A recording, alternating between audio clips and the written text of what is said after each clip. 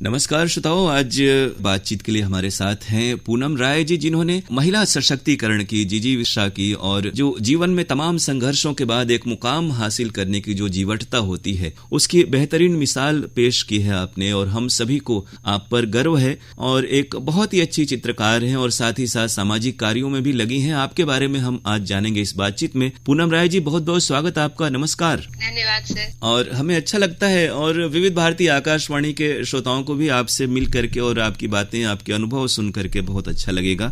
अपने बारे में सबसे पहले बताएं, कुछ संघर्ष के बारे में, अपने जो शौक हैं उसके बारे में। मेरा शौक तो पेंटिंग है जी, और मेरी जिंदगी भी पेंटिंग है, मेरी खुशियाँ पेंटिंग है। जी जी। और आपकी जो शिक्षा दीक्षा है, पढ़ाई लिखाई आरंभिक, वो कहाँ पर हुई? और पेंटिंग की क्या आपने विधिवत शिक्षा ली है या फिर शौक से इसे आपने यहाँ तक मुकाम हासिल किया है? नहीं सर, मेरी पढ़ाई BHU से हुई है। पेंटिंग ऑनर्स में मैंने ग्रेजुएशन किया है 96 में। और उसके बाद 2 बार वर्ल्ड रिकॉर्ड इंडिया में नाम अपना दर्ज कराया है। वो किस संदर्भ में है आपका? पहला फर्स्ट वर्ल्ड रिकॉर्ड इंडिया में जब ने नाम दर्ज करवाया था, उस समय महिला सशक्तिकरण पे एक पेंटिंग बनाई थी जी, जो कि 17 दिनों में मैंने वो बनाया और 6 फुट कैनवास के ऊपर, जो मेरे लिए असंभव था। जी जी, क्योंकि मैं आज वॉकर से चलती हूँ। एक हादसा के कारण मेरे स्पाइनल इंजरी हो गए हैं। जी जी। और बहुत कुछ जब ऐसा जीवन में घटता है या फिर जैसे अचानक से कोई दुर्घटना हो जाती है, तो तमाम लोग, खास तौर से आज भी हम चाहे बहुत सारी बातें कह लें, लेकिन आज भी समाज में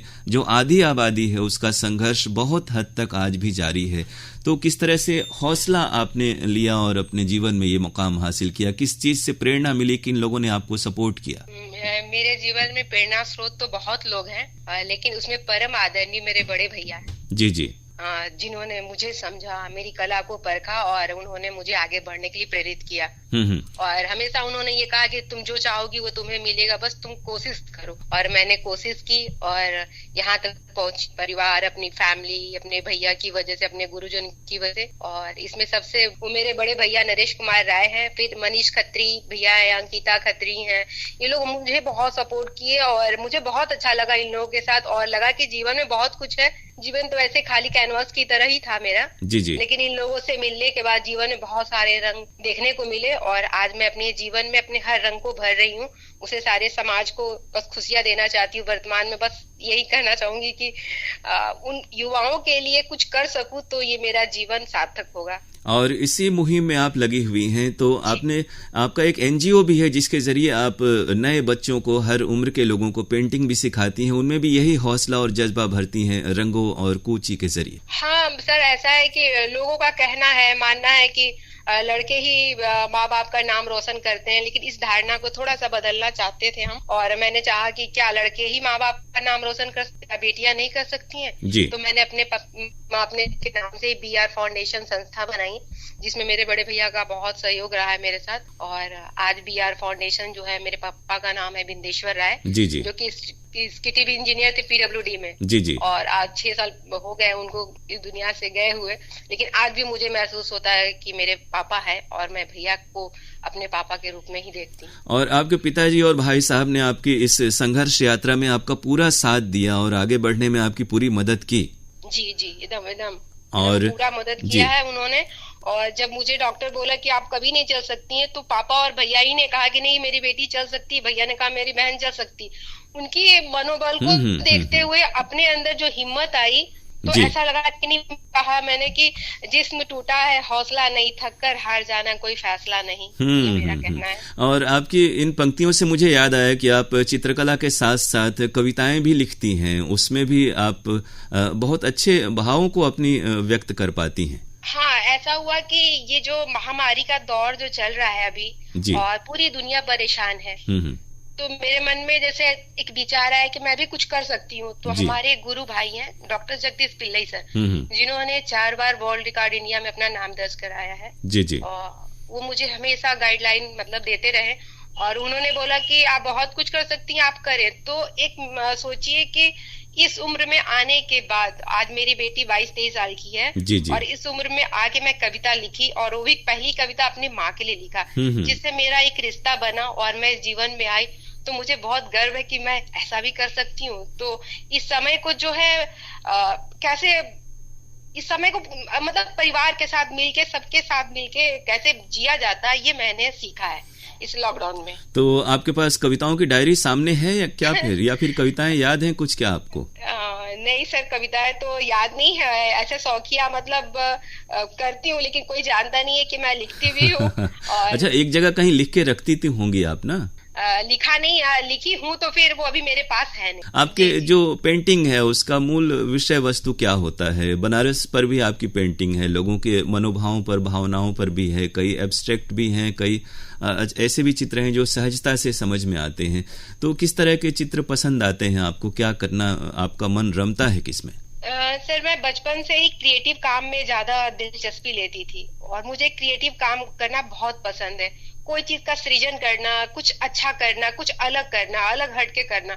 तो मेरी पेंटिंग में कुछ ना कुछ हमेशा अलग है। व्यू हमेशा एक ही रहता है, लेकिन मेरी सोच, मेरी समझ जो रहती है मेरी पेंटिंग में रहती है। मेरे हर भाव को अपने कैनवास पे दिखाने की कोशिश की है। मैं यदि घाट को देखती हूँ तो अपनी नजर से देख के मैं उसको एब्स्ट्रैक्ट आर्ट में क्रिएट करती हूँ कि मुझे उन रंगों से बहुत प्यार है जो मेरे जीवन में शायद एक हादसा की वजह सारे रंग छीन गए, लेकिन मैं अपने कला के माध्यम से उन रंगों को कैनवास पे पिरोती हूँ और मैं बहुत खुश होती हूँ जब पेंटिंग करती हूँ। और आज BR फाउंडेशन के जरिए कितने लोग जुड़े हैं जिन तक आपकी जो कला है, जिन्हें आप लोगों को निःशुल्क सिखा रही हैं, वो कितने लोग हैं और कितने अरसे से इस फाउंडेशन के जरिए आप काम कर रही हैं? 2015 से मैं मतलब BR फाउंडेशन की स्थापना की। उसके बाद से बहुत लोगों को मतलब painting, art and craft, dance, taekwondo, yoga की क्लासेस मेरे यहाँ होते हैं। जी जी। और आर्ट का जो सेक्टर है वो मैं ही देखती हूँ। और अभी आपने वो जिक्र किया कि आपके रिकॉर्ड भी हैं, तो वो कौन कौन से रिकॉर्ड हैं और किस चीज को लेकर के आपकी वो उपलब्धियां हैं? 2017 में वर्ल्ड रिकॉर्ड इंडिया में पेंटिंग बनाई थी जो कि 17 दिनों में कंप्लीट की थी, महिला सशक्तिकरण पे। वो पेंटिंग मैं प्रधानमंत्री जी को देना चाहती हूँ। ये मेरी अभी तमन्ना अधूरी है। जी जी। और जिस दिन मैं वो पेंटिंग, और हालांकि हमें लगता है कि प्रधानमंत्री श्री नरेंद्र मोदी जी से आपकी मुलाकात हुई है या आपने कोई अपनी पेंटिंग उन्हें भेंट भी की है? जी, मेरा उनसे मिलने का बस एक ही उद्देश्य था कि मैंने वो जो वर्ल्ड रिकॉर्ड इंडिया में अपना नाम दर्ज कराया, तो वो पेंटिंग में महिला सशक्तिकरण पे ही आधारित है। और वो पेंटिंग मैं उनको देना चाहती थी, लेकिन वो 6 फुट की कैनवास थी तो मैं वहां तक ले नहीं जा पाई। तो एक छोटी सी पेंटिंग उनको बना के मैंने गिफ्ट की। उनको बहुत ही अच्छा लगा और मुझे गर्व है कि मैं, तो उम्मीद है वो भी अवसर आएगा जब आप अपनी ये जो आपकी जो इच्छा अभिलाषा है उस पेंटिंग को देने की, वो भी आपकी पूरी हो पाएगी। मेरा बस सौभाग्य होगा कि मैं माननीय प्रधानमंत्री जी को मैं ये पेंटिंग उपहार स्वरूप में दूं। जी जी। पूनम जी, आपने बार बार एक हादसे का जिक्र किया और हालांकि ये जरूर होता है कि अतीत के जो दर्द होते हैं, जख्म होते हैं, उन्हें बार बार कुरेदना या उन्हें झांकना अच्छा नहीं होता। जीवन आगे बढ़ने का नाम है, लेकिन बहुत से लोग आज भी समाज में हैं जो इस तरह की परिस्थितियों से निराश हो जाते हैं और साथग्रस्त हो जाते हैं। तमाम तरह के वाकयात हमारे सामने आते हैं जब लोग जीवन का साथ छोड़ने तक का निर्णय कर पाते हैं। ऐसे में आप इन लोगों को क्या बताएंगे अपने बारे में, जिससे कि वो सीख करके प्रेरणा ले सकें और तमाम परिस्थिति से उबर करके फिर से उठ खड़े हों जीवन में आगे बढ़ने के लिए? आज इस पूनम को जो लोग देख रहे हैं वॉकर पे, तो पूनम ऐसी नहीं थी, वॉकर पे नहीं थी पूनम। सर बस इतना ही कहूंगी कि सोच का ही फर्क है, वरना समस्याएं आपको कमजोर नहीं बल्कि मजबूत बनाती हैं। और मेरी मजबूती शायद ये हादसा जो हुआ है उसके पहले मैं ऐसी ही नहीं थी। जी जी। और ये हादसा के बाद ही मैंने अपने आप को एक नया जीवन पाया है। जी जी। और इस जीवन में तमाम रंग है जो कि पूरे वर्ल्ड में, पूरे विश्व में सबके लिए कुछ करके जाना चाहती हूँ। और मेरी एक छोटी सी मतलब छोटा से कैसे बताऊं आपको, मैं थोड़ा सा भावुक हो जाती हूँ अपनी स्टोरी बताते समय और मेरी आंखें भी नम हो जाती है, लेकिन ऐसी कोई बात नहीं है, जिंदगी है, आज दुख है तो कल सुख भी है। जी जी। तो मैं घबराती नहीं हूँ और मेरे साथ आप लोग हैं, सारी दुनिया है। तो और ये तो है कि अगर दर्द देने वाले मिलते हैं, तकलीफें मिलती हैं, तो बहुत से ऐसे लोग भी मिलते हैं जो आपको प्रोत्साहित करते हैं, जज्बा देते हैं, सराहना देते हैं। तो जो बहुत सी महिलाएं आज भी हैं समाज में जो इन तमाम तकलीफों से गुजर रही हैं, लेकिन हर किसी की परिस्थितियां आपकी तरह या उन्हें सपोर्ट करने वाले लोग नहीं मिल पाते हैं। तो उन तक कभी कोई प्रयास होता है कि वैसे लोगों की मदद की जाए, खासतौर से आपके NGO के जरिए?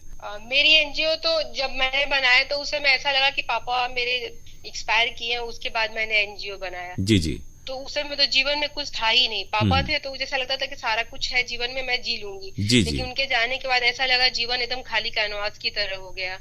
और बड़े भैया थे, छोटा भाई था, सब लोग अपने अपने जीवन रोजमर्रा में जी रहे थे, लेकिन मैं अकेले एक बेड पे पड़ी थी। 17 साल मैंने बेड पे ही गुजारा है। मैं बाहर की दुनिया नहीं देखी। जी जी। और मेरी शादी 96 में हुई थी पटना में। जी जी।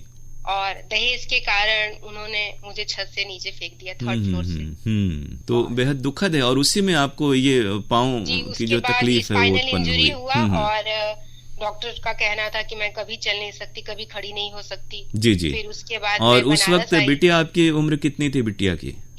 मेरी उम्र जिस समय ये हादसा हुआ उस समय मेरी उम्र 21 साल थी। जी जी। और ये हादसा जब हुआ उस समय मेरी 2 महीने की बच्ची थी जो कि सीजर ऑपरेशन से हुई थी।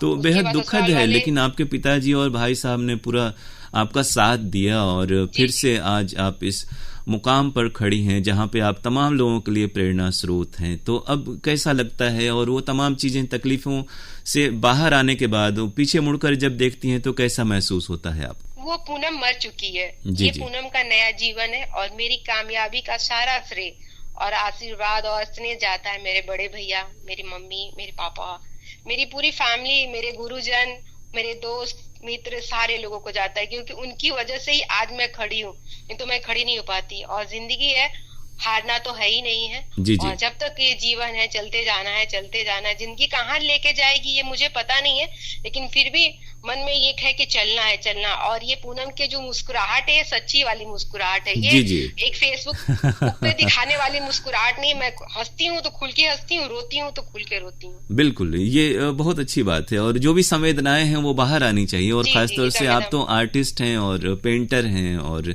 कविताओं में भी आपकी अभिरुचि है। तो कलाकारी अपनी भावनाओं को उस कैनवास पे पिरो सकता है, दिखा सकता है। जी तो जी। हम लोगों को अंदर भगवान ने ये गुण दिए हैं, तो जिसको मैं दिखाती हूँ। और रंगों से है दोस्ती, रंगों से है प्यार, रंग है जीवन साथी, रंग ही संसार। क्या कहने। तो कैसी प्रेरणा मिलती है लोगों को? अब आपकी जो पेंटिंग्स हैं उसको लेकर के लोगों का क्या नजरिया होता है, या फिर अपनी पेंटिंग्स को प्रोफेशनली भी आप उसको आगे बढ़ाती हैं, या फिर सिर्फ शौक के लिए इस काम में है?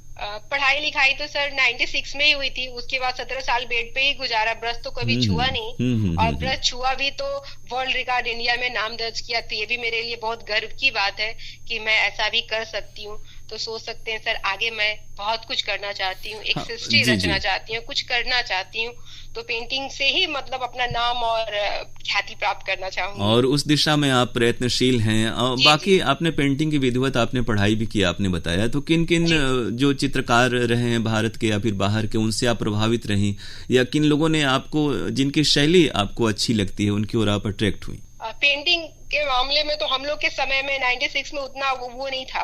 मतलब पेंटिंग एक होता था कि बस कला है, बस आपने किया है, बस इतना ही, इसका कोई आगे का स्कोप नहीं था। लेकिन आज के डेट में आर्ट ही संसार है। जी जी। और बहुत कुछ है। और हमारे जैसे लोग जो कि जीवन में इतना बड़ा हादसा होने के बाद भी जो इंसान एक कला से अपना जीवन को निखारता है, तो इससे बड़ा और क्या हो सकता है। और मेरी पेंटिंग तो देश विदेश में भी एग्जीबिशन लग चुकी है। दिल्ली, मुंबई, कलकत्ता सब जगह एग्जीबिशन हुआ। सारे लोग मेरी पेंटिंग को काफी सराहते हैं। मेरे कलरों का जो मेरी पेंटिंग में जो रंगों का भाव है वो काफी लोगों को प्रेरित करता है। और मुझे भी अच्छा लगता है, क्योंकि मैंने अपने जीवन में तो रंग देखा ही नहीं। 21 साल से जी जी। अच्छा, ये इतने समय हुआ, फिर आप 16-18 साल आप बेड पर थी, बिल्कुल इलाज के दौरान 17 वर्ष तक। तो अचानक से फिर से आपको कैसे लगा कि अब हमें फिर से शुरुआत एक नए सिरे से, जैसा आपने कहा कि ये पूनम का पुनर्जन्म है, नई पूनम राय हमारे सामने है, ये किस तरह से अचानक आपको कब महसूस हुआ कि अब हम फिर से उठ खड़े होने का वक्त आ गया है? सर 20 तो बचपन में ही पढ़े थे पेंटिंग के, आर्ट के। 20 तो बचपन में ही था, लेकिन बेड पे जाने के बाद जैसे लगा जीवन में अब कुछ है ही नहीं। जी। जीवन एकदम सूना सा हो गया था। लोग अपना जीवन, रोजमर्रा का जीवन जी रहे थे, लेकिन मैं बेड पर थी, बस यही सोचती थी कैसे क्या करूंगी, कैसे खड़ी होंगी, कैसे बोझ बन के रहूंगी, क्या जीवन भर ऐसे ही रहूंगी। बस एक जीवन में एक कुछ आस होते हैं। तो एक बेटी है हमारी, और हाँ, तो एक बेटी तो मैंने पैदा किया, लेकिन 2 बेटी को मैंने सींचा है, जो मेरी भतीजियां हैं। जी जी। एक है निशी और एक है निवेक्षा। इन लोगों ने बहुत मुझे सपोर्ट किया।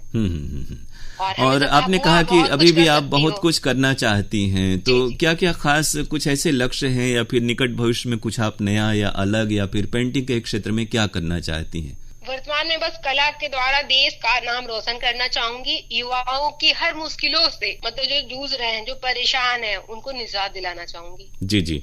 मेरी बेटी बीबीए फाइनल ईयर की स्टूडेंट है और मेरी एक भतीजी है निवेक्षा, जो बीएचयू में पेंटिंग फाइन आर्ट्स कर रही है, थर्ड ईयर की स्टूडेंट है।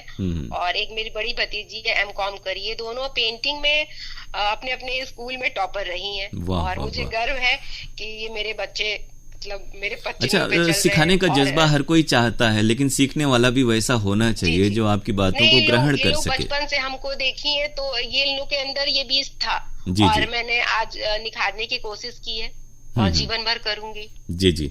और चलते चलते कोई संदेश जो आप ऐसी महिलाओं को या फिर निराश हो चुके जो तमाम लोग हैं उनको आप कहना चाहेंगी कि किस तरह से जीवन में उठ खड़े हों और आगे बढ़ें? अपनी जनरेशन को सोच बदलने के लिए पहले अपने आप को बदलना पड़ेगा, तभी समाज बदलेगा। हमको समाज को नहीं बदलना है, खुद को बदलना है। और उन तमाम महिलाओं और बच्चों से बस यही अपील करना चाहूंगी, खुश रहे, मस्त रहे, यही जिंदगी है। बिल्कुल, और दुखों से निराश नहीं होना चाहिए। और आपको ही देख करके, आपका जज्बे को देख करके हम ये कह सकते हैं कि हर समय उम्मीद की किरण हमेशा मौजूद रहती है। गहरे अंधकार में भी एक जो दीपक है या भोर होने का जो उजाले की उम्मीद होती है वो हमेशा कायम रहती है। आपकी कोई अपनी कविता की पंक्तियां याद आ रही हों जो आप बताना चाहें, या फिर कोई गीत जो आपको बड़ा प्रेरणा देता है और आप उसे बारहा गुनगुनाती हैं, तो हम श्रोताओं को सुनाएं आपके जरिए।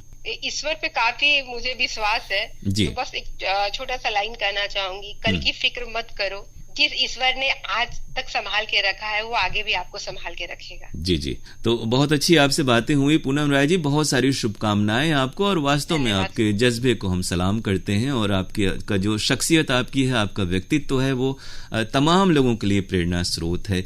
और हम आकाशवाणी और विविध भारती वाराणसी की ओर से बहुत सारी शुभकामनाएं देते हैं। बहुत बहुत आभार। नमस्कार पूनम जी। धन्यवाद सर।